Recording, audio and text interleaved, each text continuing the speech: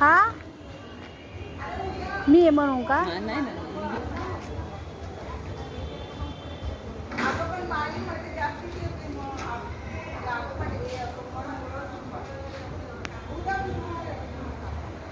हा डॉगी, त्याला खूप भूक लागली होती.